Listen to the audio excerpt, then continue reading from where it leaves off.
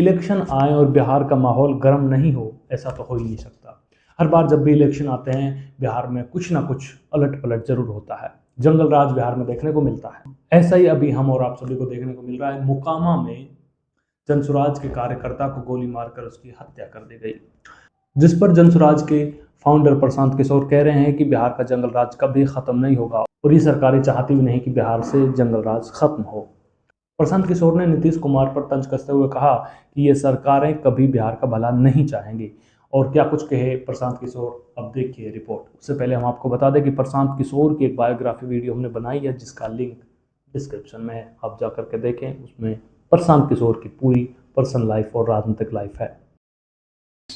जिन सज्जन की हत्या हुई है वो जनसुराज में आधिकारिक तौर पर नहीं है, लेकिन जनसुराज के जो वहाँ आधिकारिक उम्मीदवार हैं पीयूष जी, उनके साथ उनके समर्थन में वो लगे रहे हैं। और ये दिखाता है कि कहीं न कहीं बिहार में जिस जंगल राज की बात होती थी, जो बाहर लोग सुनते थे कि चुनाव के दौरान बड़े पैमाने पर हिंसा होती है, वो कहीं न कहीं उसी को दर्शाता है।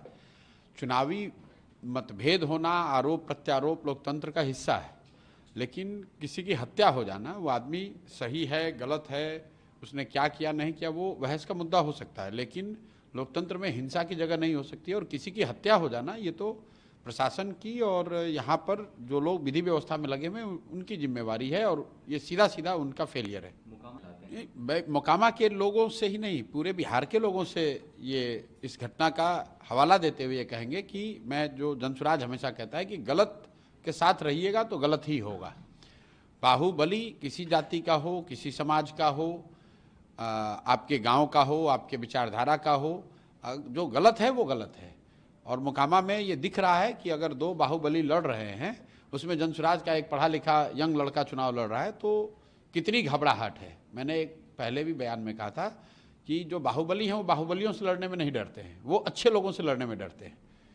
तो जनसुराज ने ये विकल्प जनता को दिया है, सिर्फ मोकामा में नहीं दिया है, बिहार के बहुतेरे ऐसे क्षेत्र में जहाँ यहाँ से बालू माफिया, शराब माफिया, बड़े नेताओं के बच्चे भ्रष्टाचारी लड़ रहे हैं, उनके सामने स्वच्छ लोगों का एक विकल्प दिया गया है। अब बिहार की जनता पर है कि वो स्वच्छ लोगों को चुनती है या फिर वही पुराने भ्रष्टाचारियों को, बाहुबलियों को चुनती है।